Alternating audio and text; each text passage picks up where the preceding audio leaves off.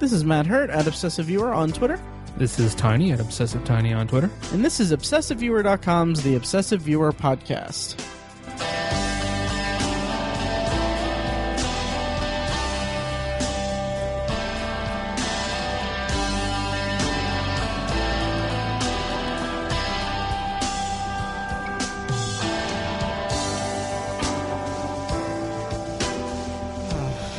Hello, and welcome to the latest episode of The Obsessive Viewer. We're a weekly movie and TV podcast that covers a specific topic, be it genre, trope, movie, or show. Each episode, you can find back episodes at ovpodcast.com, and also check out the blog at obsessiveviewer.com, where I just recently posted a review of Bloodline Season 1, and I have some Marvel reviews posting in the near future. And by some, he means all of them. All of them, yes. Yeah. Like the other day, I was so happy because I scheduled the first 7 of 17 total. Jeez. That will eventually go up. Well, I don't know if it's 17. I'm thinking of my other review thing. It's a lot, though. 7 is a lot. 7's a lot, yeah. Let alone 17. So look at that. Look for that on ObsessiveViewer.com in the coming weeks. And also come see us at Indie PopCon. It's June 26th to the 28th at the Indianapolis Convention Center. Is it Indianapolis or Indiana Convention Center? I believe it's Indianapolis. I thought so. We'll be recording throughout the weekend and giving away DVDs at the booth. And tickets are available at indiepopcon.com. So this week, Tiny, we're talking about war movies in honor of Memorial Day. But before we get started on that, I want to just briefly touch on the news that broke out yesterday as of this recording. We're recording on Tuesday, the 26th of May. Cary Fukunaga. I just say Fukunaga. I have no idea if that's right. Fukunaga, yes. Cary Fukunaga definitely departed the production of It, the remake of It, that he was working on. It was going to be, I believe it was going to be a two-part movie, 2 movies? Yeah, at least 2, maybe even a trilogy, yeah. I think. I think they were talking about potentially making it a trilogy. Yeah. But what's interesting about this is that this happened 3 weeks before filming began. Right. And they had the cast all lined up and everything. Yeah, they had the cast lined up. They had the actor for Pennywise lined up, which was going to be interesting because like it was a fairly young guy they had for Pennywise, and I was kind of curious how that was going to play out. But so now, according to New Line, the project is pretty much postponed indefinitely. I don't think it's going to get made.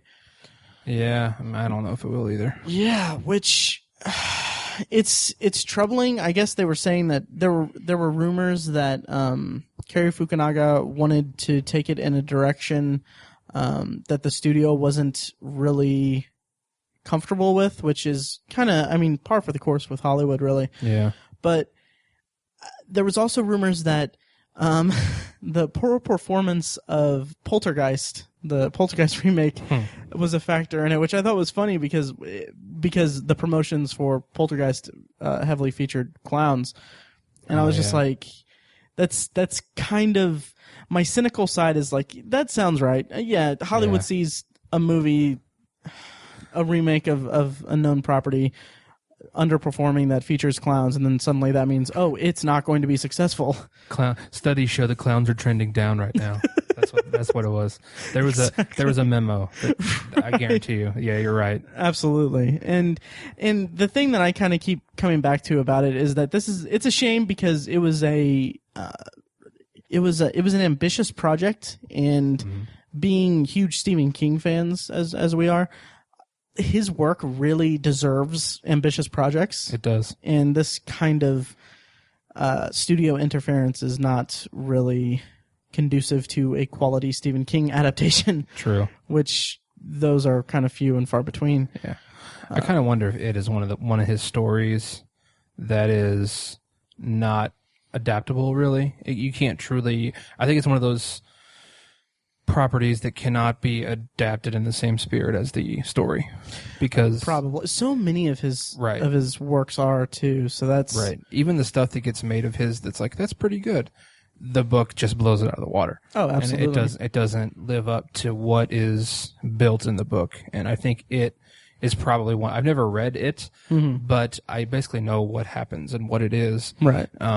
Because I'm such a big fan, and he has bled that story it's interconnected to the rest of his universe, to so many other things. So I kind of know what happens, and it sounds very difficult to adapt. Oh yeah, it sounds very good. Anyway, yeah. So that's a shame, and I'll say this briefly, and then we can move on to our main topic. But we're at a time where. And this has been talked about before, and I think probably on this podcast before, but we're at a time where studios are really hurting they're really hard up for shared universes and stuff like that. I mean, like Ghostbusters is talking about having a shared universe and spinoffs and stuff like that. Stephen King, I mean, that's so ripe for a big shared universe experience kind of thing. It is. Not necessarily like too interconnected, except for when you factor in like Dark Tower and stuff like that. Right. But I mean, just he creates these worlds in these settings that could be adjacent to each other and kind of reference in passing each other, and it could be very beneficial. It would be so much fun for the fans. Oh, it'd be just a blast. Like us, it would be so much fun to see.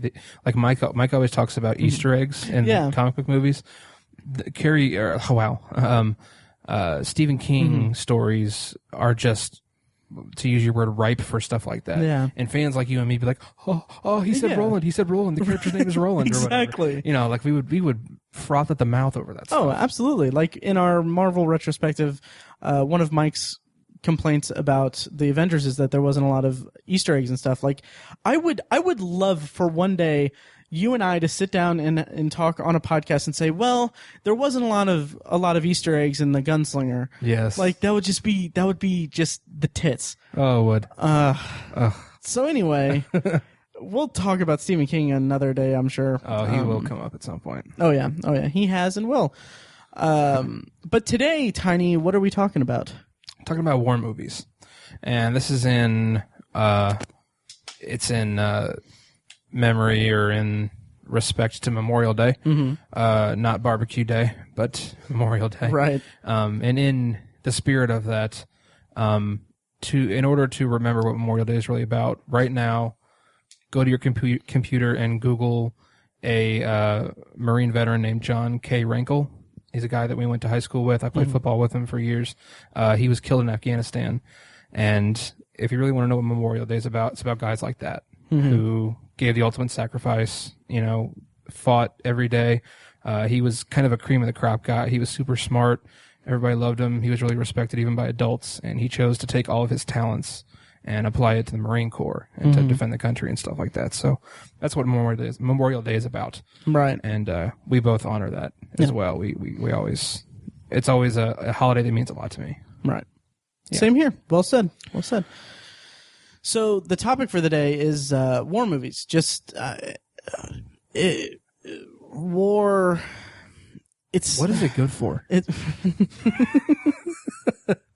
I forgot that I was going to make that joke. Gotcha. But yeah, nice. Well done. No, it's depicted a lot in fiction. I mean, it's kind of hard to say. I mean, some movies and productions are kind of a little lax with the respect, I guess. Yes. But it's something that is a part of the human condition, I guess, and that's it's something that can really bring out some strong titles and strong movies, I guess. And what we're doing with this episode is we're kind of going chronologically through setting. We've picked 6 movies that all kind of depict a different type of war, and we're just kind of going to go through them and discuss them. Yep. Yeah. So Tiny, do you want to bring up the first one? Yes. The first one is 1995's Braveheart. I chose this one because I chose some different kinds of war movies, not different kinds, but like war movies that fit into certain subgenres of war, I guess, or a particular war happens for a particular reason. Sometimes there's no reason, sometimes there's a really good reason, sometimes there's a bad reason. And the reason why I think a lot of people like Braveheart is because the reason for the war, why these men kill each other in this movie, it's to fight oppression and to fight tyranny, and it's about freedom. Unfortunately, 90% of the movie is fiction. Right. It's very, very, very loosely based on an actual event. It's about the Scots War, the Anglo-Scots War. I don't know if that's what it's called, but it's, Scotland fought for its own freedom from the English for centuries, and this is about the most famous anecdote from those wars. A guy named William Wallace, who's played by Mel Gibson in the movie. He's about 10, 12 years too old to play William Wallace in this movie, but one of the stories is that all the various studios that Mel Gibson and then the writer tried to take this to, none of them would finance it unless Mel Gibson played the main role, because he was a huge star at the time. Mel Gibson was the pinnacle of a movie star in 1995, and he just wanted to direct. But he actually wanted Jason Patrick to play William Wallace. Yeah. Wow, that's interesting. I didn't know that. Who I think would have been an interesting choice. Oh yeah, I mean he's fantastic anyway. He is good. So, but yeah, all the studios were like, well, why don't you want to play the lead character? And he's like, well, I want to try directing, and this is my own thing, something anti-Semitic. And so he finally caved and decided to play William Wallace. He figured he could do both. And thankfully, it didn't hurt the movie very much. I think he was a pretty solid William Wallace. His Scottish accent was passable, at least to an American audience. But yeah, the movie's about this. It's just about this entire nation of people. It's about they have their own culture and their own lands and their own way of life, and there's someone trying to take that away from them and subjugate them. And this is about a common guy. Even in the context of Scotland at the time, you had Highlanders and Lowlanders, and he was a Lowlander. I recently found out, I didn't know this, but actually William Wallace's dad was a sub nobleman, sort of. Really? I guess he kind of had some land. He was technically part of the noble class, but that wasn't really very well respected throughout England or anything.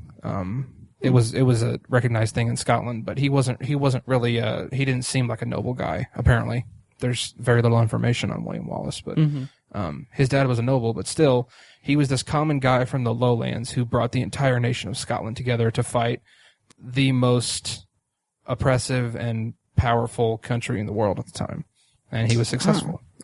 So that's kind of why I think people latch onto this, is it has that underdog feel to it. Right. And you recently, when was the last time you watched this before the other day when you watched it?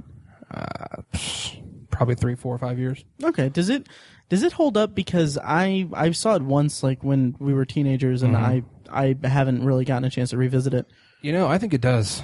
I really think it does. Another fun fact about the movie is a lot of it was filmed in Ireland, and they used a lot of the extras were members of the Irish Territorial Army, which is kind of like the National Guard here. Okay. And they apparently the different groups, or I don't know what you call them, the battalions or something of the Irish Army are very, very competitive with one another. Really? And so, you put those guys on two sides of a battlefield and ask them to act out. Like, a lot of the scenes that were on the cutting room floor were really brutal, of these guys going at each other. Wow. No one got killed, but I think some people got pretty seriously injured from just going at it in this movie. And I think that authenticity really comes across on the screen. Really? They had to scale back a lot of the... They had to edit out and scale back a lot of the violence in the movie because they were afraid it was going to get like a NC-17 rating. Wow. So, yeah, that's just one of the parts. Another part of the movie that makes it so much fun for a lot of people is that you can just feel the intensity of the movie. It feels intense, and it feels like you're there. This is the only movie on the list, the ones we're going to talk about, that does not feature firearms of any kind. This is This is ancient, swords, axes, hammers, fists, and bone kind of fighting. This is a terrifying kind of battle. Imagine yourself on this kind of field. Wow. I think that's another thing that people think about with this movie, is it's so intense and amazing and inspirational, but these dudes are just swinging swords around. There's no bullets flying or anything. There's no cannons.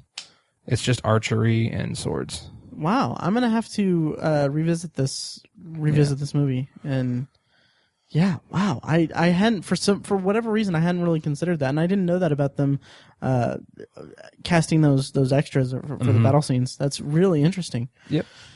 And of course, a lot of the people in the movie are not Scottish.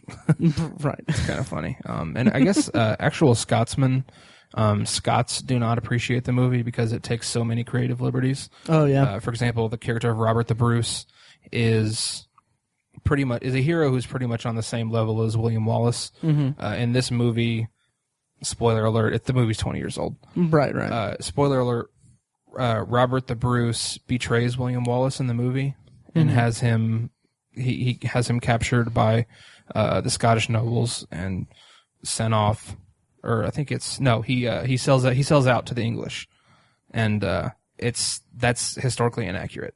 The Robert the Bruce did not do that. That's quite an artistic liberty to take. It is, yeah. Wow. Like he's a huge hero in Scotland, and they kind of tarnished his reputation in this movie, which is unfortunate. So that is unfortunate. Yeah. And the princess that's in the movie was not even part of this story. She was like a toddler when this was going on. Wow. Yet it's said in the movie that she slept with William Wallace and he gets her pregnant, and that kid is going to be the future king of England, which is kind of a cool thing in the movie, but never actually happened. Well, William Wallace has to get his. So yes, yeah. So that's Braveheart. It's a good movie. Yeah, nice. I'll have to check it out. Do you own it? I do. I have it on DVD, ironically. Oh, nice. It's a great movie for Blu-ray. Beautiful shots of the Scottish Highlands. Ireland is a beautiful place as well, and again, amazing battle scenes that they captured for this movie. I am going to have to check that out again. Totes. Because I haven't seen it in a long time. So moving right along, we're going to go ahead to another Mel Gibson movie. And it's funny, there's so much talk about, with you talking about Braveheart and how he kind of fought to make it and he really wanted to direct it and everything. This next movie is from Roland Emmerich. And dare I say it is his most passable movie? Yeah. It's The Patriot. Wait, what would you say is I don't better know. than that? Well, Independence Day. Independence Day is a lot better movie. I'd say it's his best movie. Yeah, I will say that. So it's 2000's The Patriot, starring Mel Gibson. It's really, really intense, and it's set during the Revolutionary War, and it's Mel Gibson plays a farmer who kind of gets his son gets taken or joins the war effort, and he's kind of a pacifist, and then something happens. I won't spoil it, but it involves the kid that was why do I know this? He played Ephraim in Everwood. Something happens to him, and then this kind of sets Mel Gibson on this big revenge thing. This revenge arc, and it's kind of all set against the backdrop of the Revolutionary War. And something to keep in mind with this, and I'm going to be a little. It's kind of funny saying this after you talked about the extras and the battle scenes in Braveheart, but something that is notable about The Patriot is that it was one of the like early adopters or early movies to really utilize surprise Roland Emmerich computer effects in terms of creating CGI extras for the big scope battle sequences. So you get like fields. I remember seeing like the HBO First Look special, behind the scenes special when this movie was about to go into theaters, and they were talking about how they modeled extras out of computer generated images and filled out the field for the big action scenes. And like seeing the shots of it, like that was very fascinating to me because I had never really considered or really known how that. Like I didn't think that could be possible at that time. I remember that. Yeah, and it was just, to see it now. I haven't seen this movie in a little while, so I don't know how well the effects measure up or stand up or hold up.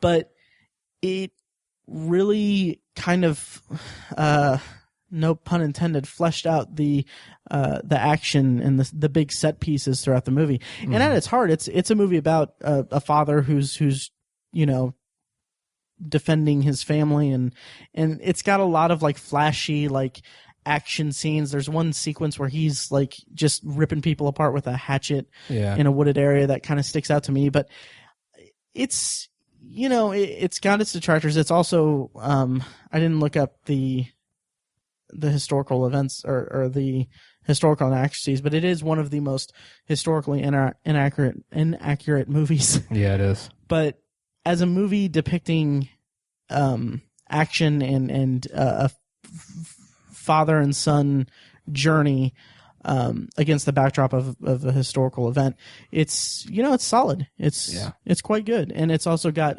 Jason Isaacs as the I love antagonist. Jason Isaacs, and he is phenomenal in this movie. He's such a great actor. He's menacing. He's grimy. Like there's something about his performance and the way that he's like just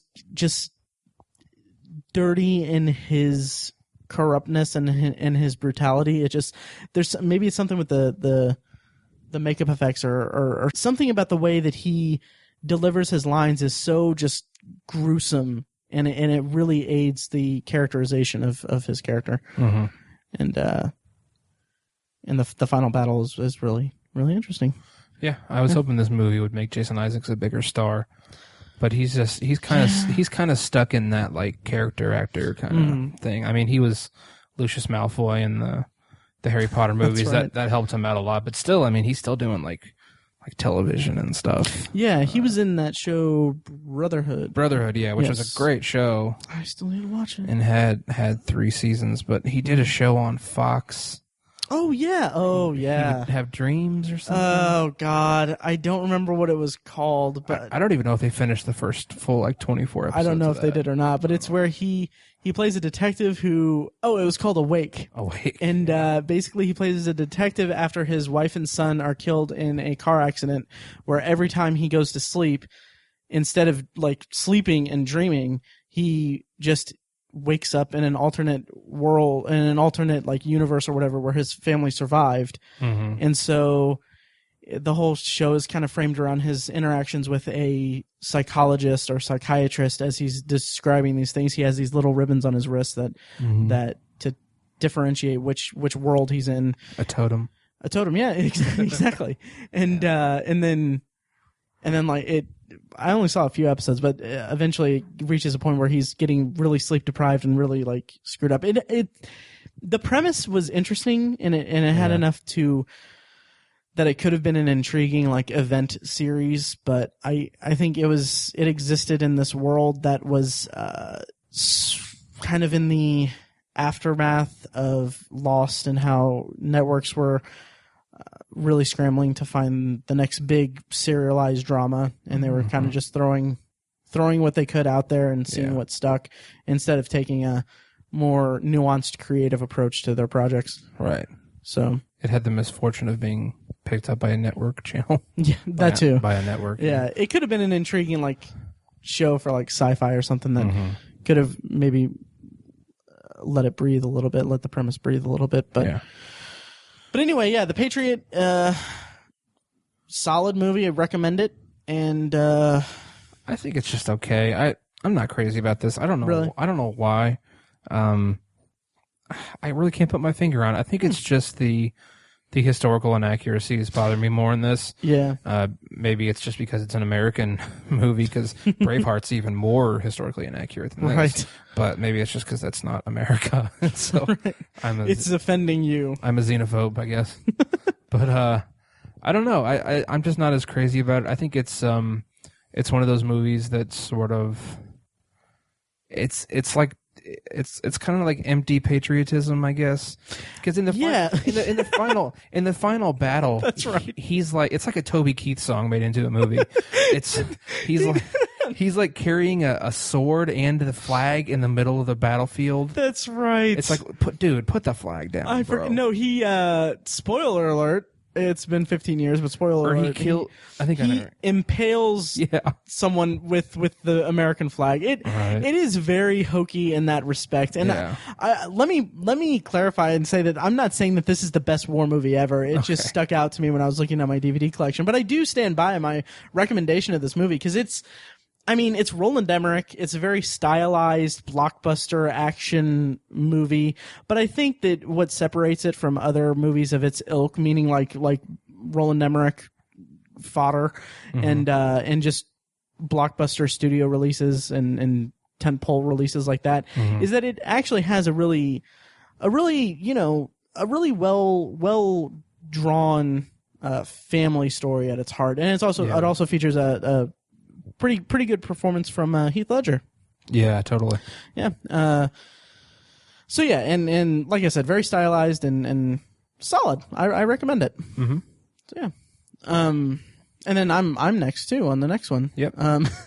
A year after The Patriot was released, this movie came out. It's Enemy at the Gates, and I will defend this movie. I really, really like it. I really like it too. It's a World War II movie set during the Battle of Stalingrad. Yes, Stalingrad. And its focus is Ralph Fiennes plays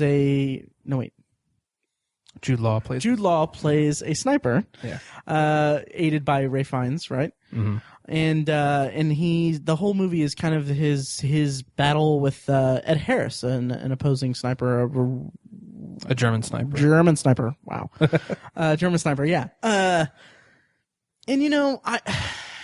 I picked this movie because I wanted to pick a World War II movie, and we've talked ad nauseum about Saving Private Ryan. It is probably one of, if not the best World War II movies in my book.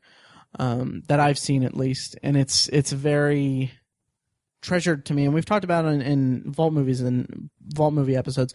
So I wanted to go ahead and pick a movie that I feel like Enemy at the Gates is slightly underrated, or it doesn't get the appreciation that I feel like it deserves, because it's a very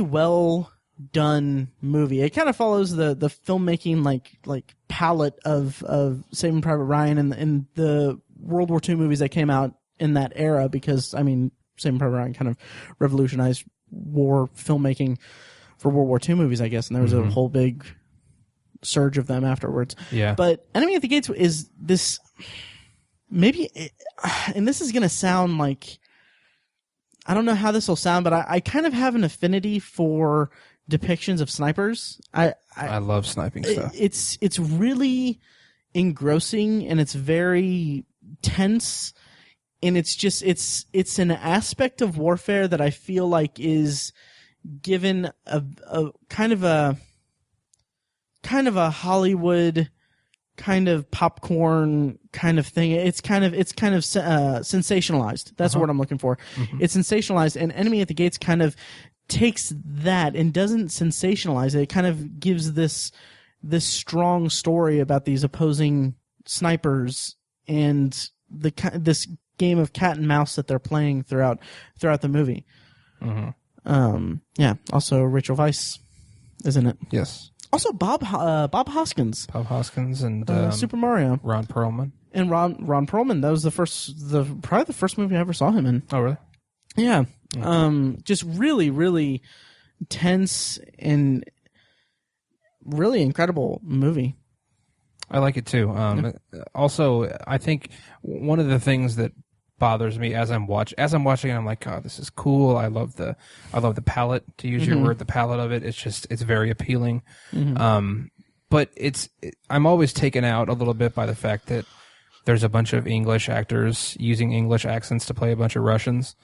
I mean, like Jude Law's character is true. Like this like blue collar rural kid from the Ural Mountains, who he's basically a farm boy who gets off a train. Like, this is like a legit Russian dude. Like, this is a hard Soviet guy, and it's like pretty boy Jude Law's playing him with his nice little posh British accent. Same thing with Rachel Weisz and Bob Hoskins is playing Nikita Khrushchev. Who right. It's like it's just, I don't hate it, but it's every time I watch it, it bothers me. Even Ed Harris, his attempt at a slight German accent is just awful.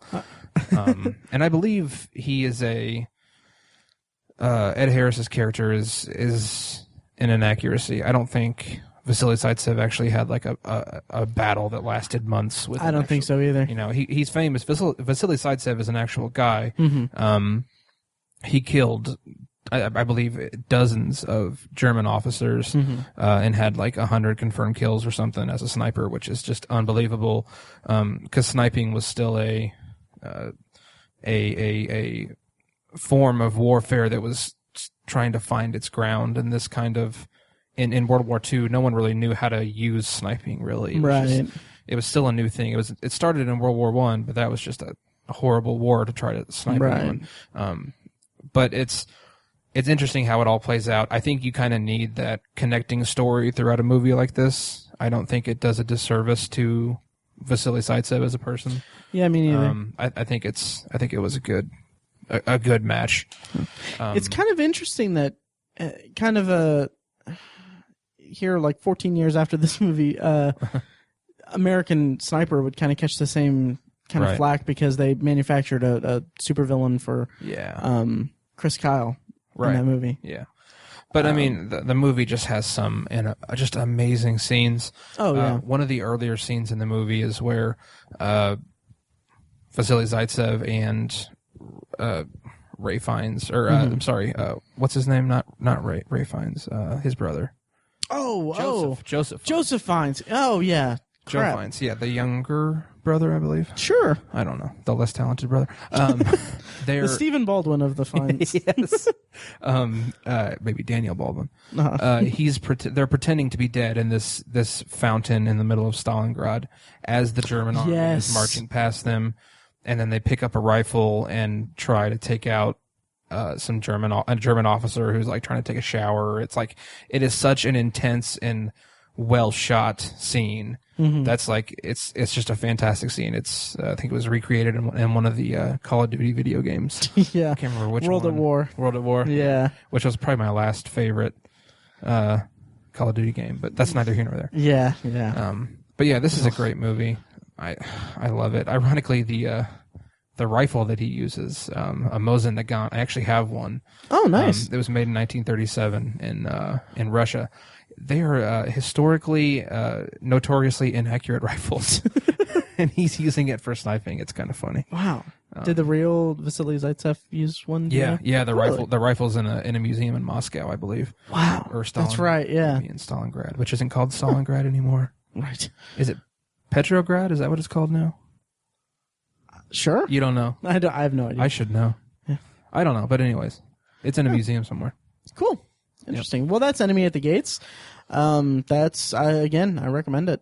I recommend it a hell of a lot more than the Patriot, and I recommend the Patriot, so that should be a good, a good barometer for my enjoyment of Enemy at the Gates. Mm-hmm. Although I will say that the kind of love triangle that plays out throughout the movie, kind of lessened it a little bit for me. Yeah, couldn't have done without it. Yeah, Joe Fiennes and Rachel Weisz and Jude Law's character, but it is at least integral to the plot. Like it drives the plot, so I can't fault it for that. It just felt a little bit out of place, but it does have a stake in the goings-ons of the movie. I think the more interesting story would have been the Joseph Fiennes is like his character is like a propaganda officer or something. Right. He's in charge of printing propaganda in support of the Red Army and you know the Bolshevik class essentially, and he has a falling out with Vasily Zaitsev, and it's over the girl, and he tries to tarnish his reputation through that propaganda. I think it would have been a little more interesting just to kind of follow that. Yeah, that's a good thing that this movie does, is it shows that while the Red Army is not, and the Soviets were not good people, they were the lesser of two evils, because it really shows how flawed and terrible the Red Army was, and because there's a part where the troops are trying to retreat and they just fire on them and kill their own men because they're trying to retreat. There's the famous, I want to say it's Order 66 that Stalin gives, which he essentially drafts every single Russian citizen, including women, children, and elderly, and they're essentially he made it to where people could not evacuate war zones. They had to stay where they were. And so millions and millions of Russians died because Stalin wouldn't allow them to evacuate cities like Stalingrad and like St. Petersburg. I can't remember what it was called. Was that Leningrad? It was called Leningrad at the time. St. Petersburg now. That's another famous story from World War One. That was the longest battle of World War One was Leningrad. It was like 700 days long or something. Yeah. But yeah, like it shows that stuff in the movie, and I think that was a good choice because it is some historical accuracy, and I enjoyed that part of the movie, and I think it would have been more fun to focus on that instead of having that love triangle. Absolutely, I agree. And I don't know what it's called, what you were referring to, but it's not Order 66. Order 66 is actually from Star Wars Episode 3. It's not? No, Order 66 is the order that that caused the clone armies to turn on the Jedi. Yeah, I thought that was based on Stalin though. It might be, but I typed in Order 66 and only Star Wars stuff came up, so it could be. I don't know. Listeners, Google it and let us know, please. Yes, I'm gonna Google it afterwards. Okay, nice. I'm probably wrong.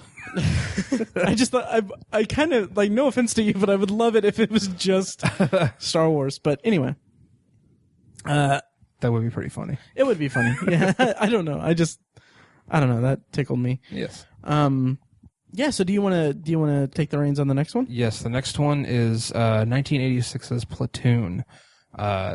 This is a Vietnam movie. It's the first one on the list, only one on the list, of which there are many Vietnam movies. You could say Forrest Gump is a Vietnam movie. Yeah. There's a movie that came out within like 6 months of this, Stanley Kubrick's Full Metal Jacket. Vietnam movie. Yeah. Yeah, that was the same. Okay, yeah, same year. And it's also the first of a unofficial Vietnam trilogy from Oliver Stone. This is the first one. Born on the 4th of July is the second. I don't recall what the third one is called. It was far less famous than the other two. Anyways. Yeah. We Were Soldiers is another Vietnam movie. That's another one, yeah. This one is not based on an actual event that took place. It's sort of like the Patriot in that respect. This is based on an amalgamation of experiences that Oliver Stone had as an infantryman in the army when he was in Vietnam.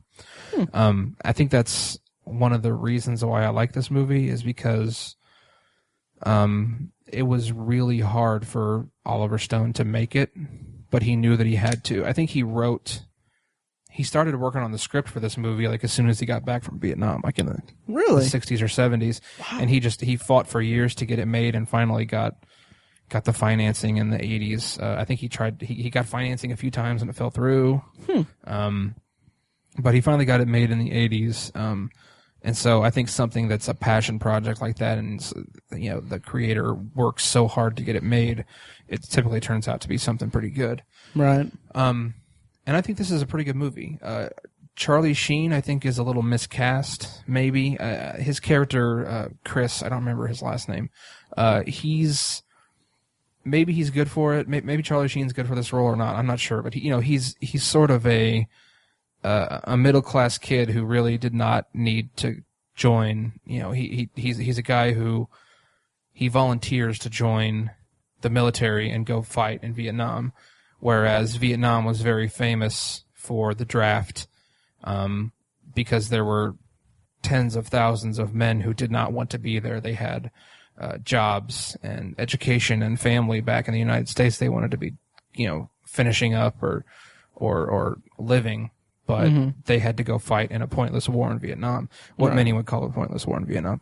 And I think this movie sort of explores those social roles, those socioeconomic slots that we put people in, and this war was really a war of poor people. It was mainly a lot of poor people got drafted, people who didn't have jobs or people who didn't have anything better to do, or didn't have any other option than to join the military and go fight in Vietnam. And a lot of them died for it. I believe 60,000 people, 60,000 military members from the United States died in Vietnam.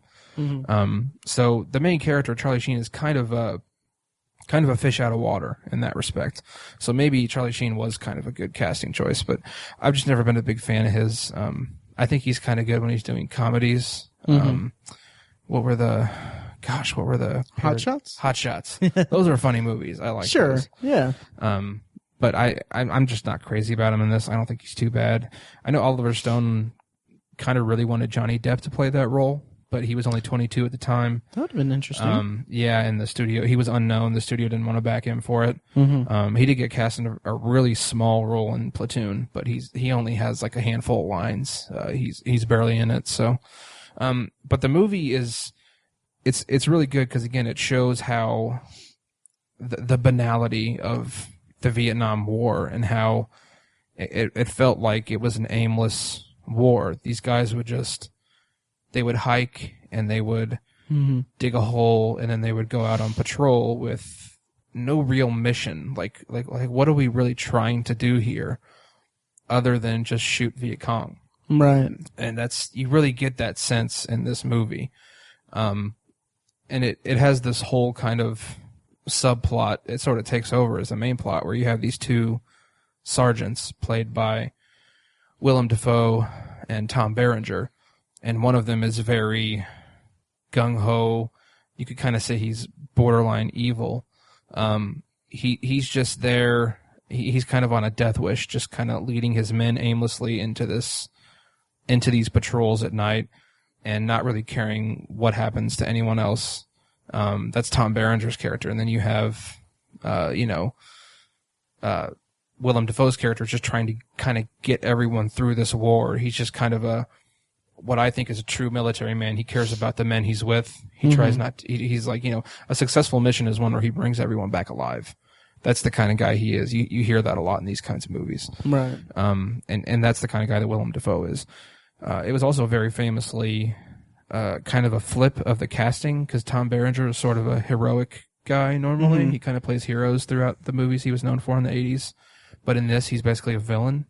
And then Willem Dafoe, who's almost always a villain, right, plays the good guy. He plays the kind of hippie pacifist sort of guy. I really like him when they play with those kind of typecasts. And flip them around. Right, and it really worked in this movie. I'm kind of stealing from the trivia from IMDb for this, but it really worked because both men got nominated for Oscars for this. So nice. It worked in that respect, and I think it really did. I think they both earned those nominations. Nice. Another great thing about the movie is that it was not afraid to explore the issues with the political side of this war. This was a hugely political war because there was a lot of like right wing stand people who were like, we're America, we're the best country in the world, we have to stomp out evil wherever it is. Right. But then there were other people who were like, we're not really achieving anything here. We're not really, this isn't really helping anything. This isn't helping our image around the world. We're not helping the South Vietnamese here. This is a stalemate of a war. And it explores that through this movie, through the military members of this movie. And it just explores all the corruption. There's a famous scene where Charlie Sheen's character stops the rape of a Vietnamese villager, and that's based on an actual life event that happened to Oliver Stone when he was in Vietnam. He stopped the assault of a Vietnamese villager when he was in the army in Vietnam.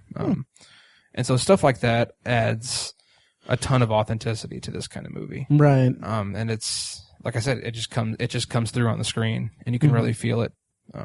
Great cast in this movie, with the exception of Charlie Sheen. Not a big fan of his. Yeah, Tiger Blood. Hashtag winning. Old references, old. Yeah, really. So, you've seen this before, right, Matt? I have, but it's been a long time. Like, I keep kind of looking over my DVD collection because I know that I own it, but I can't find it because I haven't had a chance to organize my DVDs. But like when you leave, I kind of want to watch it. But I remember I I don't remember much of it when I did see it, but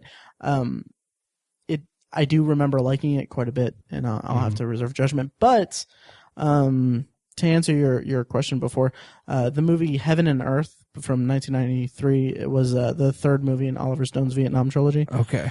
According to IMDb, it follows this true story of a Vietnamese village girl who survives a life of suffering and hardship during and after the Vietnam War. As a freedom fighter, a hustler, a young mother, a sometime prostitute, and the wife of a U.S. Marine, the girl's relationships with men suggests an analogy of Vietnam as woman and the U.S. as man. Huh.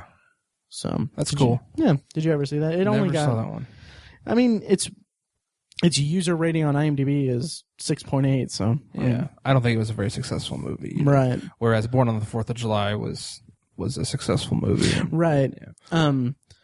Heaven and Earth was released on Christmas Day, so it was apparently a run for the Oscars. But okay, I mean, I've never really heard of it. So yeah, I never heard of it until I started looking at this for this episode. Right. So yeah. So you don't really remember the movie very much. I don't, and I wish I did. I wish I had more to talk about it, but.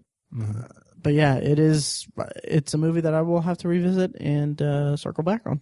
This is the only one I didn't get to watch from this. Well, of the three I picked, this is the only one I didn't get to watch. I wish I would have, but yep. It has a really favorite line of mine. Johnny Drama's in this movie. God, gosh, what's his name? I can't even think of his name. It's Dylan. Matt, not Kevin Dillon. Kevin Dillon. Is it Kevin Dillon? Is it Kevin? It might be Kevin. Sure. Something Dillon. Johnny Drama. Anyways, he's in this movie, and he's a real one of those kind of right wing gung ho. He's an antagonist essentially. And it is Kevin Dillon. Kevin Dillon. Okay. He says a line. Pardon my French, but he says, "There's nothing better than a piece of pussy, except maybe for the Indy 500." Oh yeah! Wow. Which I'm like, I'm from Indy. Yeah. I love the Indy 500. That's a messed up line, but nice. Yeah. So I don't know. That always stuck out to me. The first time I saw this, I was like, "Hey." Nice. Well said. I like I said, I wish I had more to say about Platoon, but you covered it very well. Okay. Do you want to bring us into the next one? Absolutely. The next one is Black Hawk Down from 2001. This was directed by Ridley Scott. This movie kind of demonstrates why it's a good idea for the Department of Defense to participate in films, because they chose to do so in this movie, and they actually provided the production with Black Hawk helicopters and pilots and I think some Army Rangers to do some stunt stuff. That really comes across on the screen, but this movie is one of those military movies that it's pretty much, it's widely accepted that this movie actually caused a boost in recruiting for the military. Another example is Top Gun, which was a hugely popular movie in the 80s, where after it came out, enlistment for the Air Force increased by 20% or something crazy like that, which is another movie that the DoD actually participated in. I didn't know that about either of them. Yeah, I think when they started filming, they were still negotiating with the Department of Defense to get equipment and stuff like that to have them participate in the movie.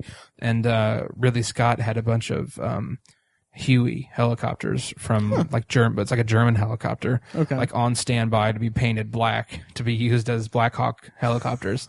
But they eventually got it secured, and that's cool. So yeah, but this movie is interesting because it depicts a very unsuccessful military campaign, and this isn't really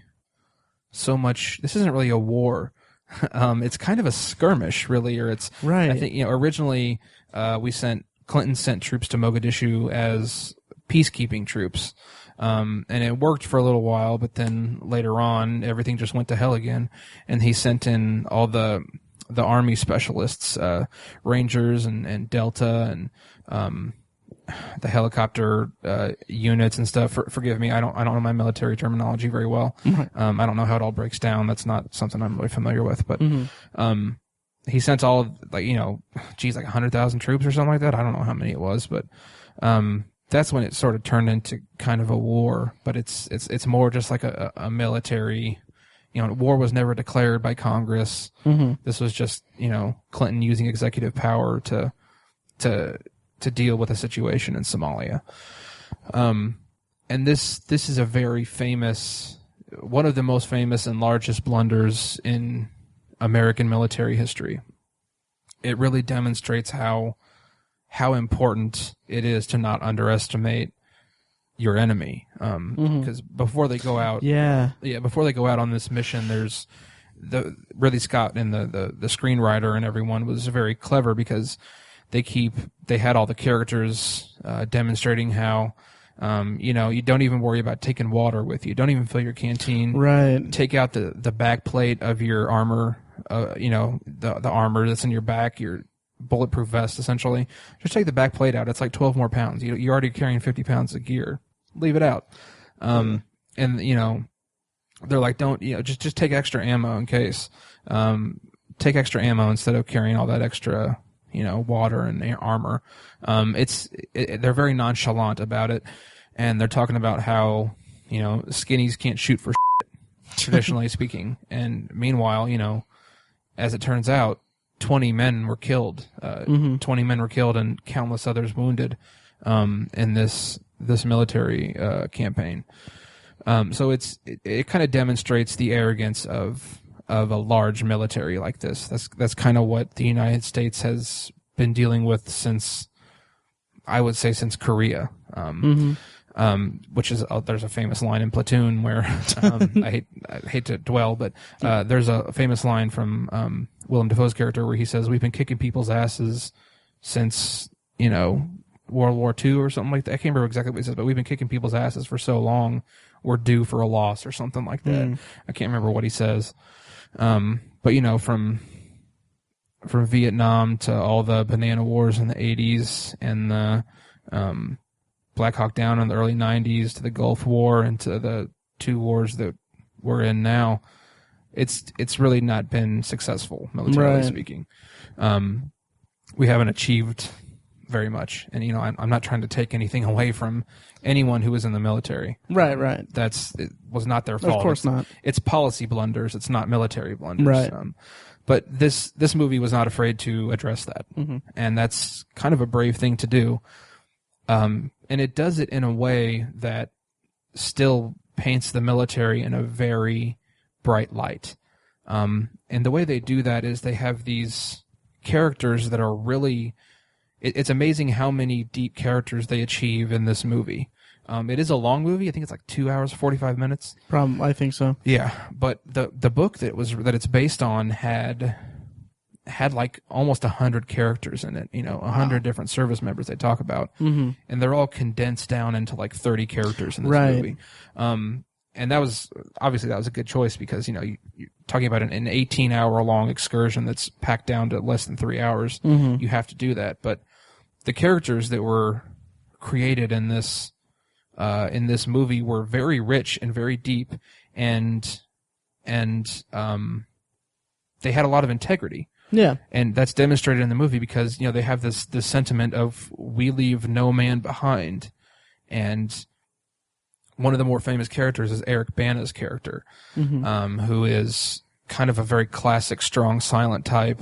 Right. Born to be a soldier and just does...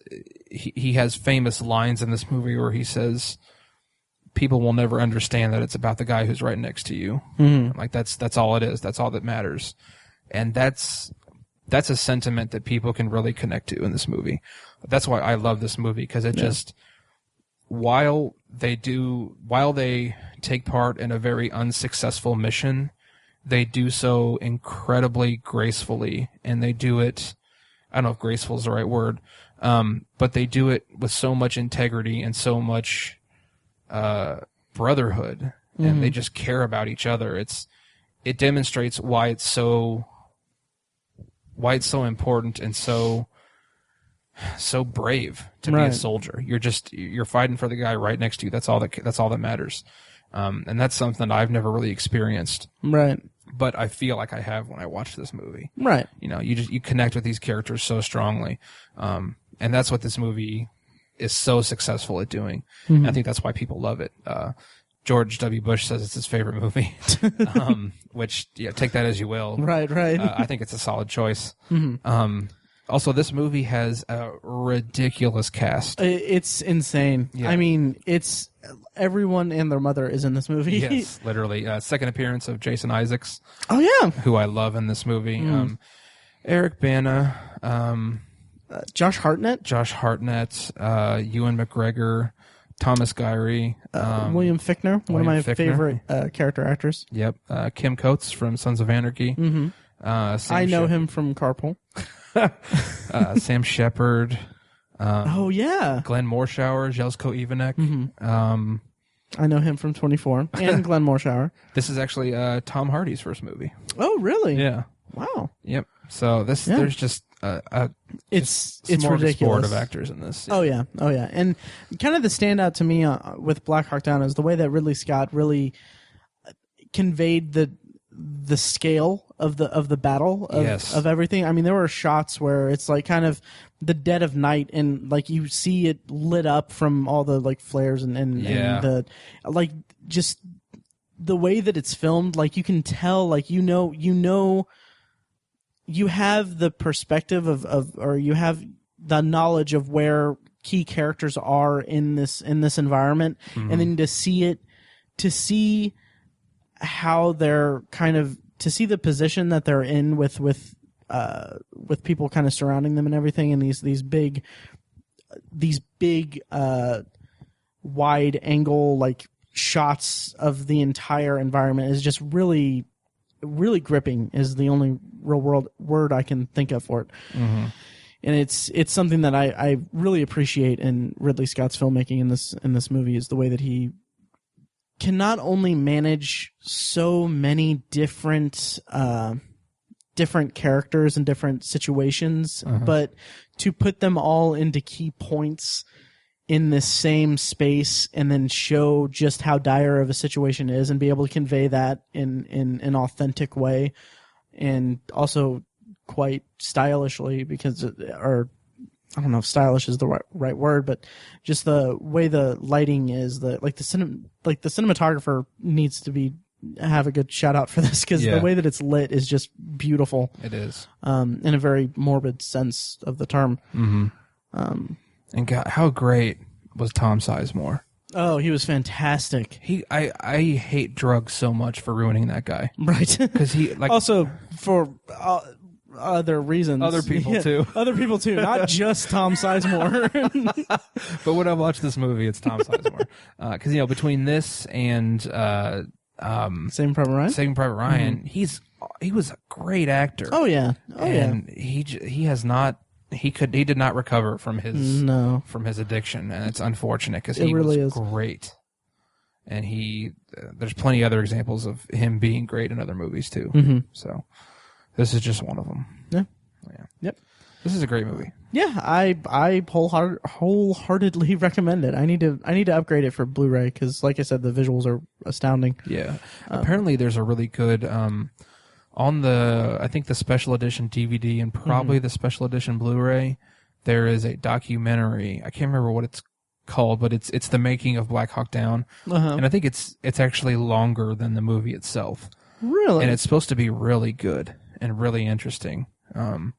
I did not get a chance to watch it because, like I said, it's another 3 hours. Right. I don't have that kind of time, but listeners, if you own this, check that out for us, and drop us a line, tell us if it's worth watching and how good it is. I'm interested in it, definitely. Yeah. Again, I'm trying to find it on my DVD. I really need to organize this damn thing. I mean, my God. I kind of looking into this movie, it made me want to read the book. Yeah. I think it sounds pretty good. Nice.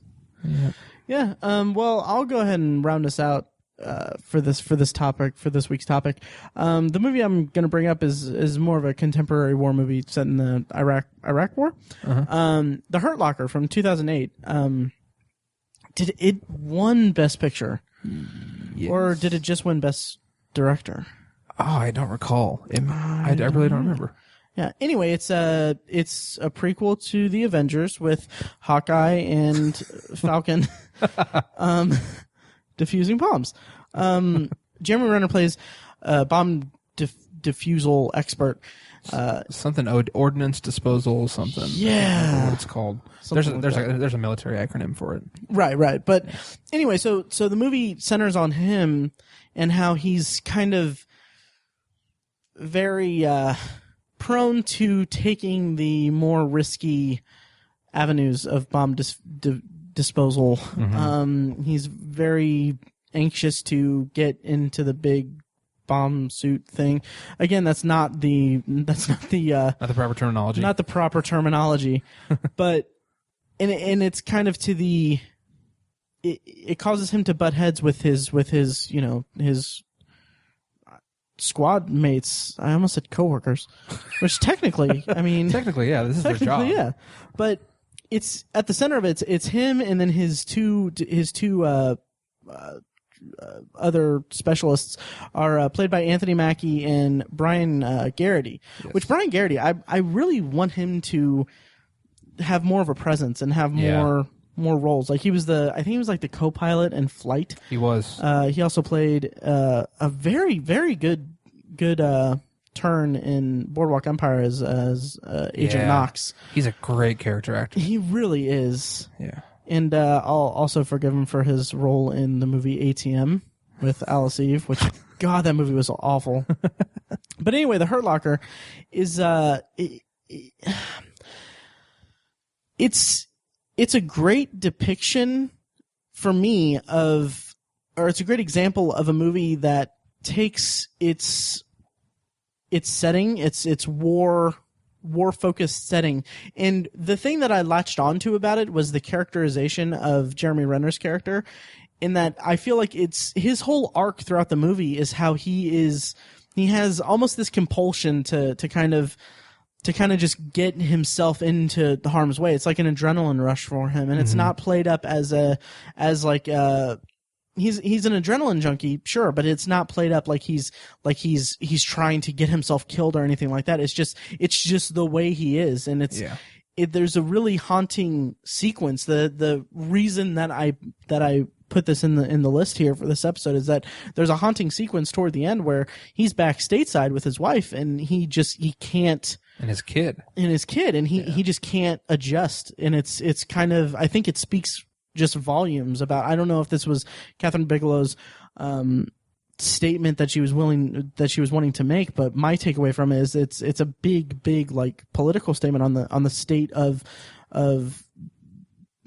guys and gals who are in these wars, and the mental toll that it takes on them. And it's really fascinating to me that you can have a 2 hour and I think it's like 2 hour and 11-minute movie that is all about this guy constantly putting himself in harm's way, constantly like almost getting himself killed and butting heads with his squad mates and everything like that.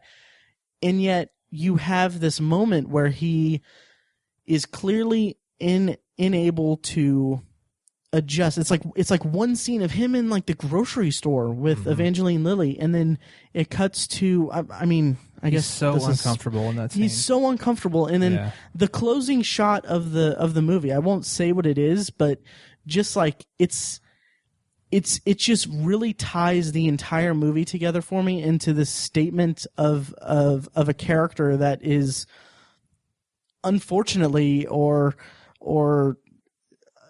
it's scary to think that this is the type of mentality that people have in terms of war, and it's such a hard pill to swallow. It's such a big pill to swallow because it's so against what my idea of humanity is, right? And it's presented in such a natural way and kind of okay, yeah, let's go. And it's not played up for dramatic effect or for any kind of, like, they could have played it in any other way. Like they could have had him they could have had it end on a more dire note, or a more shocking note, or something that could have been played up for more Hollywood standards but still get the same message across. But instead they did this one thing, and this one shot just brought, like I said, just brought the entire movie together for me. And they did that one thing perfectly, I think. Yeah. This movie demonstrates. I keep saying that phrase. This movie demonstrates. Right. It demonstrates the concept that what the military does is it takes men and it takes humans and turns them into these machines. It turns them into this one-track mind kind of person, and it tells you that the greatest thing you can do is be a martyr, and it tells you that what you're supposed to do is kill. And that concept is demonstrated really well in this movie. Full Metal Jacket is a great example of that. You're just a machine. That's what the military does, is it trains you to be a killing machine. But what it does not train you how to do is how to reintegrate back into society when you're done. And we have been seeing the effects of that for the last 100 years, arguably. War became absolutely just horrendously bad in the beginning of the 20th century. Up to World War I, we saw how awful it is.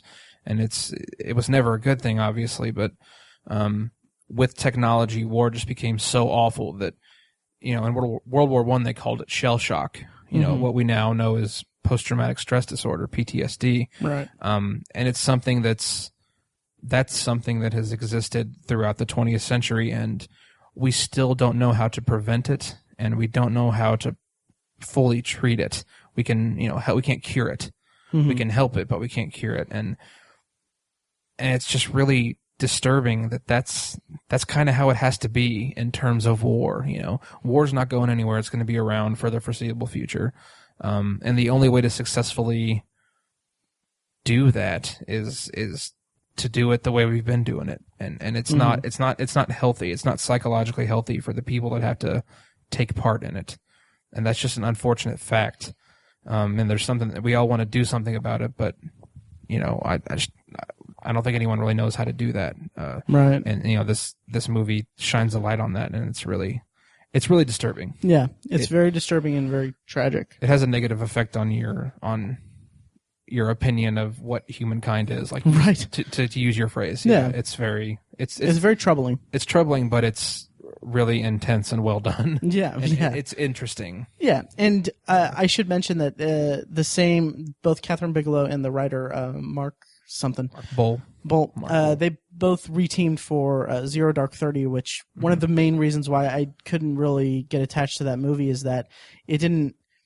It had a centralized character, but I don't feel like the characterization was there the way that Jeremy Renner's character was depicted in The Hurt Locker. Not that I wanted the same thing, but I kind of wanted a more centralized, focused character study of something about the effect of the manhunt for Bin Laden, and it didn't really connect for me that way because I had been so enamored with The Hurt Locker in that regard. So that's why it fell flat to me. I think that was a writing issue more than anything. Yeah. In Zero Dark 30. Right. But The Hurt Locker, Catherine Bigelow shot the hell out of this movie. Yeah. Oh, I mean, it just the intense bomb defusing scenes. I mean, it's just you sweat. Oh yeah, you sweat while you're watching them. You can just feel it. Oh yeah, and the opening sequence with Guy Pearce is just oh my god, haunting. It's like a freight train's coming through the screen. Oh yeah, it's so like good. I remember the one shot that's like it's like the end of the sequence. Not to spoil it, but the end of the sequence ends with something with Guy Pearce facing us or facing the screen, and then something happens, and then it sticks with me, and I think it goes right into the title from that. Yeah, it's just shocking. Yep. So that's our discussion on war movies. Yep. And if the listeners noticed, we did it in chronological order, right, based on the date of the event that the movie depicts. Right. So. Yep. That's Matt for you. Oh yeah, that's how my mind works. So yeah, if you have war movies that we didn't cover that you would like to let us know what your favorite war movies are, that sounds a little weird. favorite war movies. But let us know. Just, contact us. You know where to find us. Find us in the show notes. Well, would you say your favorite war movie is Saving Private Ryan? It's mine. Because I think we've talked about it. It's a vault movie. Yeah. I believe you talked about it. I think so, yeah. Yeah. Yeah, it would definitely probably be my favorite war movie. It's mine. Yeah. That is just the best. It's one of my favorite movies ever. Yeah. It would be. It's no contest. It is. It was one of those movies that in, I think, junior high, I watched it like every day after school. Mm-hmm. Yeah, which says, I don't know what that says about me, but now that our main topic's out of the way, how about we talk about some Potpourri? Let's do it. Which is, if this is your first time listening, Potpourri is the section of our podcast where we talk about whatever we want as long as it smells good. Anything that we're watching, anything that we're interested in watching, whatever. Mm-hmm. So I'm going to kick us off because recently what I've been doing is kind of going by my different method of viewing and discussing what I've been watching on there. So I'm going to take this first round for Potpourri, and then Tiny's going to take another one, and then I'm going to finish up with a third one. So for this one, I'm going to talk about physical media that I watched, and also what I watched on Netflix. Physical media. We recently did our Marvel Cinematic Universe retrospective, and I didn't get a chance to rewatch Thor: The Dark World. And our friend Fekis, who has been on the podcast many times before and will in the future be on the podcast, he's a defender of Thor, the Thor movies, and he was gracious enough to loan me his copy of Thor: The Dark World, and I watched it, and I would say that we were a little too hard on it. Huh. I got maybe not a whole new appreciation for it, but I definitely did think that it was better than the original, and that the comic relief wasn't as out of place as I remembered it. And the story itself was solid. The main problem with it, though, is the villain. The villain was just underdeveloped, and it was just didn't quite cut it for me. But all in all, it was solid. It was on its own. I wouldn't write home about it, but in the Marvel Cinematic Universe, there are worse movies. Mm-hmm. And then also I'll go ahead and briefly touch on what I've been watching on Netflix and also Amazon really briefly.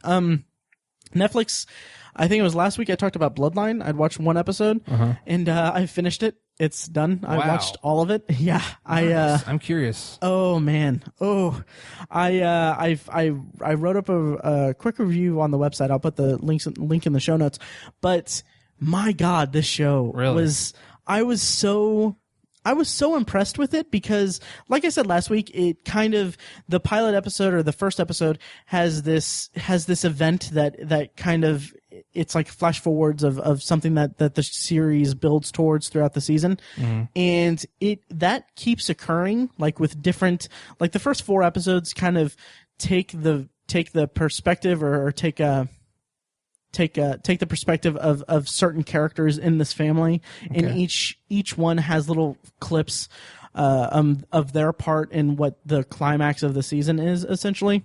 Mm-hmm. So, but what I loved even more about that, like that really, really intrigued me, but what I loved even more is that after 4 episodes, that kind of tease for the end kind of disappears for like a run of maybe 3 or 4 episodes, and then it kind of comes back, and it kind of proved to me that the show and the dynamics and the drama that was unfolding with this family was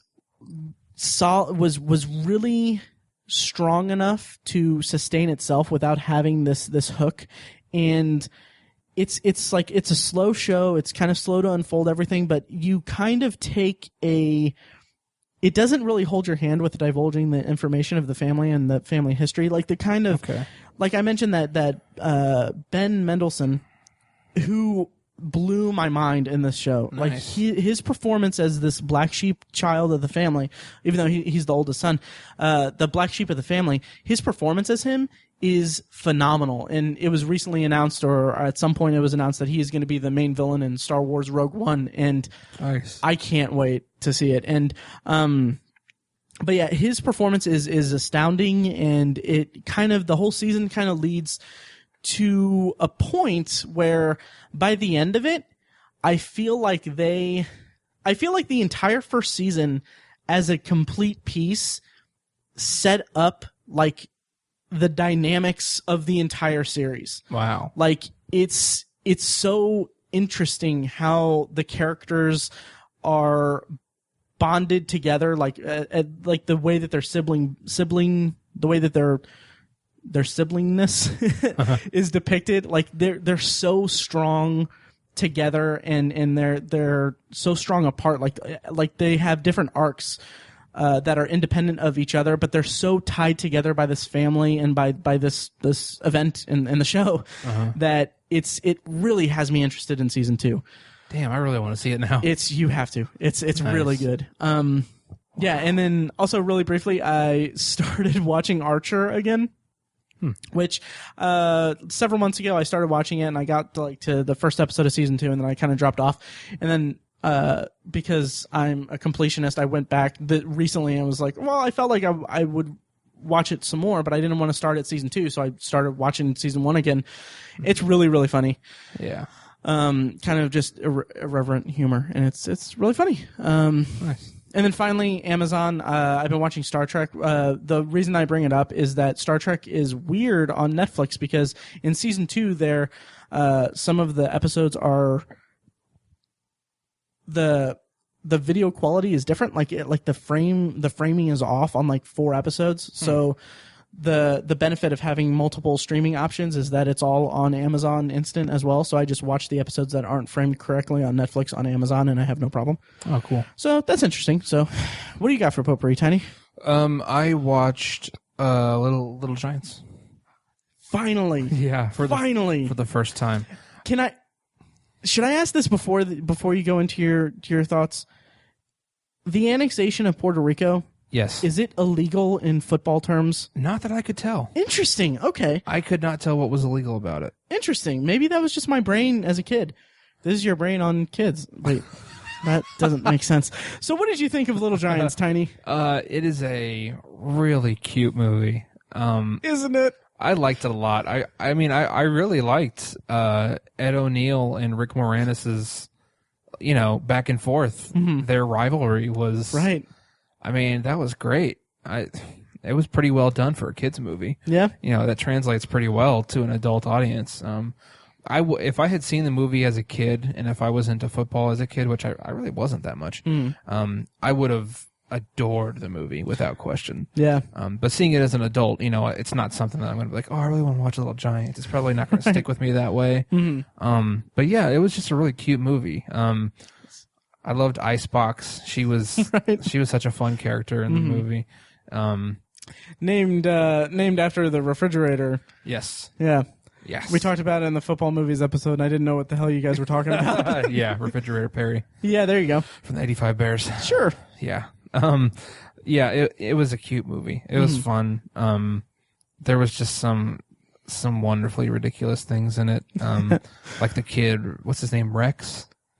Who shows up, like his dad moves him to the town just to join the football team. Yes. Yes. Spike. His name was Spike. Spike. That was just so stupid, but stupidly awesome. It's funny. When I watched that as a kid, I knew the dad of Spike's dad was the guy that replaced Thomas Hayden Church on Wings. That was how I knew him. Oh my god. But, yeah. Yeah, and just Spike doesn't play with girls. Yeah, I can't remember what he says. There were just some fun tidbits, and there's some things that it's a kids movie, but they do it very well. They kind of they needed to demonstrate in a kids movie that sportsmanship sometimes takes precedence over winning and stuff like that. So there's a part where Spike tries to take out another player, tries to injure the quarterback, right. Devin Sawa, and his dad tells him to do it, and then when the play is over, Ed O'Neill's character is like, you ever do that again, I'm going to take your kid will never play for me again. Chomping on gum and yeah. And I really like that. I'm glad you pointed out that moment. I really like that moment. It felt so genuine. Yeah, and well done even for a kids movie. So I think the way that I kind of latched onto it as a kid, because I saw it as a kid and I adored this movie. This was this was my favorite movie as a kid, and the kind of the thing that latched onto me, and I don't know if you would have this kind of thing to latch onto. I'm kind of curious how you'd feel about it, but is the brotherly connection between Rick Moranis and Ed O'Neill because I was a kid and I had an older brother, because I kind of latched onto that, And I think that the sibling, like you said, the kind of sibling rivalry and stuff, I really liked the way that it all played out. Like I thought it was really touching. Like you kind of, I guess even at that age, I kind of felt a little bit for Rick Moranis' character, because like at that point, I think I was starting to like feel like I was a little bit living in the shadow of my brother, who's 3 years older than me. Yeah, is still 3 years older than me. Will always be 3 years older than me. But he so I kind of latched onto that in terms of the characters in the movie, and I really enjoyed it. Nice. Yeah, that's what I like too. Mm-hmm. Yeah, it was fun. Yeah. And the water tower at the end. Yeah. Oh, pretty cheesy. Such a good feel good movie. Yeah. To talk about on our war movies episode. Yeah. So is that all you got for Potpourri? Should I? Yeah. All right. Well, I'll close this out with some quick little things. For this section, I'm going to talk about alternate streaming options and digital rentals. Bear with me. So I on Hulu Plus, I had a 4-day weekend. Nice. And oh my God, it was fantastic. I loved it. So I watched a bunch of stuff, and one of the things I watched was this show on Hulu Plus. It's a Hulu Plus original called Resident Advisors. And, you know, my only way of knowing about this show is from ads on Hulu Plus. And it's a college comedy about resident advisors in a dorm, and it's kind of, you know, it's okay. That could be good. It could be. And it never, ever really, I didn't like it. I'll go ahead and say that. I didn't like it. It took some of the humor took turns that was very expected, but then also unexpected, because they had certain openings for like really good humor, but it was like they don't know how to write comedy, because they kind of leave like setups kind of dangling on these weak punchlines, when I could sit there and say like, wait, he should have said that and it would have been a lot funnier. Yeah. And it was just, I don't know. And then there was this whole thing, and it's funny that I'm talking about this in the same episode I'm talking about Bloodline, but the first episode opens with a scene of a fire in the dorm, and it's the season is 7 episodes long, and each episode opens with another scene from this fire, from a different perspective and everything, and it all leads to the fire at the end of the season. Huh. But the thing that bothered me so much, like it actually kind of just made me mad, was that every episode leads to this moment, and there's a fire. The last episode it has the fire and everything. And then the last episode is basically the resident advisors under like review from the school board or whatever. So they have this kind of fake tribunal kind of thing where each character is taking the stand and giving their account of what happened, so that the school and whatever board can determine who was the cause of the fire. Mm-hmm. So what they do with each character goes on the stand, and then they say something. They ask him a question like, have you ever been in a position to do this? And then it shows a flashback to a scene earlier in the season. Oh. So you have multiple characters giving their account of something, and then it shows a clip from an early episode. It's essentially a glorified clip show 7 episodes into the series. That's super lazy. It bothered me so much. Yeah. So I just went back to just, cleaning and doing my laundry while it played in the background. Is there anyone of note in it or involved with it? Ryan Hansen. I hope I'm getting that name correctly. Actually, I don't think you've watched this, but he was in Party Down. Did you ever watch that? I did, yeah. Yeah. He was the actor. He was kind of the dim-witted actor guy. Okay. He plays, and that's another thing. He plays a resident advisor who's like in his, he's like 31 years old, and he's going after, like they say, it's a kind of a throwaway line in the first episode, but he's getting his like 7th master's or something. He's like just kind of a Van Wilder type of character. Yeah. And the premise of the first episode is that the new head resident advisor, played by Jamie Chung, she was in Hangover Part 2, but she's either tasked by her boss or decides that she needs to fire Ryan Hansen's character, the 30-year-old guy. So that's like the premise of the first episode, and it's written just really just sloppily. And I was like, this could have been like the entry point for the entire season. Like this could have been like the plot of this season, is her trying to catch him up in something, but it's resolved really quickly, and it's really just really lame, and just if I were to sum up Resident Advisors in 2 words, it's minimal effort. Okay. And it's a bummer. That's a shame. Yeah. And then let's see. I'm sorry I'm so long-winded on these, but HBO Go, I just within minutes of Tiny getting here, I finished Going Clear, the documentary about Scientology, which, Tiny, you mentioned it on a Potpourri episode, or a Potpourri section a few episodes back, so I won't harp on it too much, but man, it was unsettling. Yeah. Very unsettling. It was just... it kind of angered me to an extent. Like, all I thought was like, I mean, I get, like, being a secular person myself, I can kind of, like, you know, I kind of see the indoctrination of religion in a certain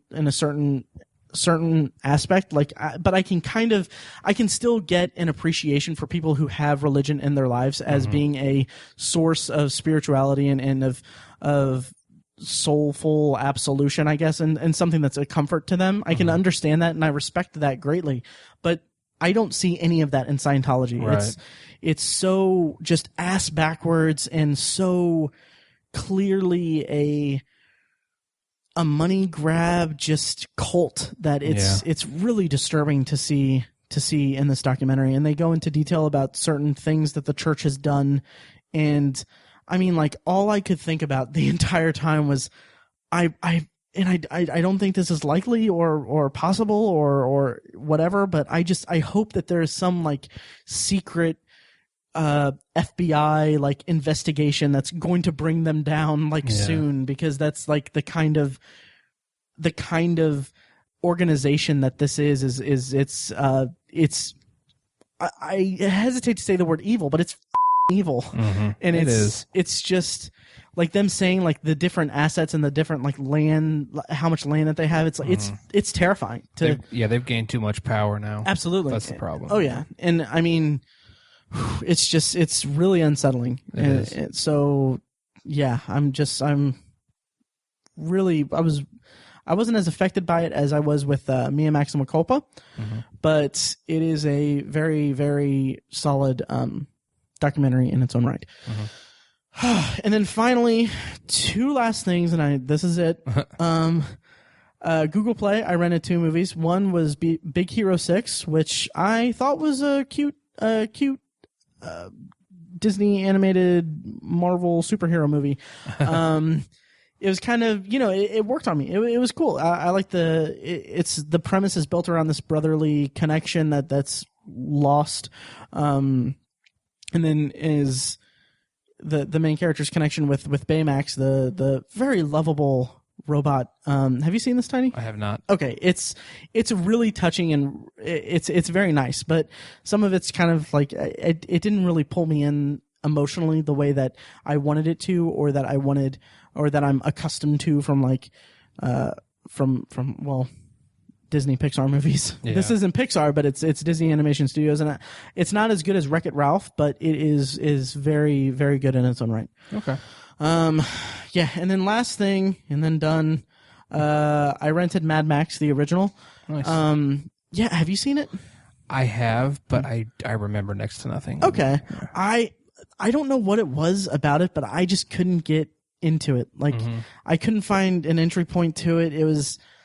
It wasn't quite what I was expecting, and I just couldn't latch on to anything in it, and I went in with the expectation of watching Mad Max 2, The Road Warrior, Beyond Thunderdome, and then going to the theater and seeing Fury Road, and then after seeing the first Mad Max, I was like, I'll go see Fury Road on my own at some point, but I don't really feel like watching the other 2. Yeah. And it's a shame because I've heard that they're really, really good. Yeah. So maybe I'll kind of give them a shot at some point when they're not when the, I guess, bad taste of Mad Max isn't in my mouth anymore. So that is my potpourri. Coolness. All right. Well, that about does it for us. So thanks for listening, guys, and we'll have our pre-record outros coming here to you shortly. So, yeah.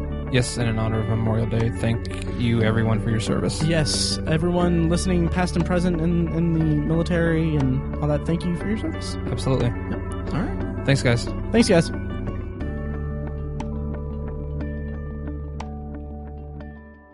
Well, would you say your favorite war movie is Saving Private Ryan? It's mine. Yeah, I was going to try to make a joke, but this is such an obscure reference. My favorite war movie is Trojan War with the guy that played Eric in Boy Meets World and Jennifer Love Hewitt at the height of her fame in the mid-90s. It was like 1995. Really? Yeah. The guy that played Eric, I can't remember his name in real life, but he has a chance to hook up with his like crush. It's like a high school comedy, but he doesn't have a condom. So it's like a night where he's running across the city trying to get a condom, and he can't get, like, all of these little things befall him. And Jennifer Love Hewitt plays the like best friend girl that he doesn't realize that he's in love with, even though she's freaking amazing. Really, Jennifer Love Hewitt plays that? Right. Yeah, wow. Yeah. Like 1995, Jennifer Love Hewitt, tiny. Wow. So yeah, but play her in that role. That's weird. She's like the girl everyone pines after. Oh yeah, this was like right around Can't Hardly Wait. Okay. In which she played that character that everyone pined after. Yeah, that's why. And also, it's worth mentioning that Trojan War. This is purely from memory because I have such a interest in this movie. You would remember this. I would. It was released. I think it had a full theatrical, maybe not full theatrical run, but it is credited with having one of the lowest box office returns of any movie ever, of any major studio release, at least. Wow. You can look it up. It's very interesting, but it's a solid movie. It's a fun teen comedy. But now that we're done talking about our topic, what's your favorite war movie, by the way? I'd say it's Saving Private Ryan. Saving Private Ryan. That's why I brought it up, because I think we've talked. As always, loyal listeners, thank you for listening to the Obsessive Viewer podcast. And thank you, of course, to Loud Like for providing our awesome opening theme music. Their first EP, their first of a few actually coming out in the next few months. Check them out. Anyway, it's called Mistakes We Must Make and features our theme song and a clips of events. Make sure that you rate and review us on iTunes after you listen to this episode. It helps us out a lot, and it gives us the ability to say, hey, people like us. Also, please like our Facebook page at facebook.com/theobsessiveviewer, and you can follow each of us on Twitter. You can find Matt at Obsessive Viewer, Tiny is Obsessive Tiny, and me, Mike, I'm at I am Mike White on Twitter. You can also check out the blog at obsessiveviewer.com, where all three of us, but mostly Matt, review movies and TV shows and talk about all kinds of things. It's kind of the written form of this podcast. You can also check out Obsessive Book Nerd, which has book reviews and commentary on the evolving world of reading. And also check out Tiny's The Secular Perspective, which is a podcast exploring the concepts of faith, religion, and existence from the perspective of secular hosts. If you have any thoughts on the podcast in general, or this particular podcast you just listened to, or even suggestions for future podcasts, please email us individually at Matt, Tiny, or Mike at obsessiveviewer.com, or you can just email the podcast directly as a whole, kind of directed to all three of us, at podcast@obsessiveviewer.com. Again, thank you so much for listening. We love you. Be excellent to each other.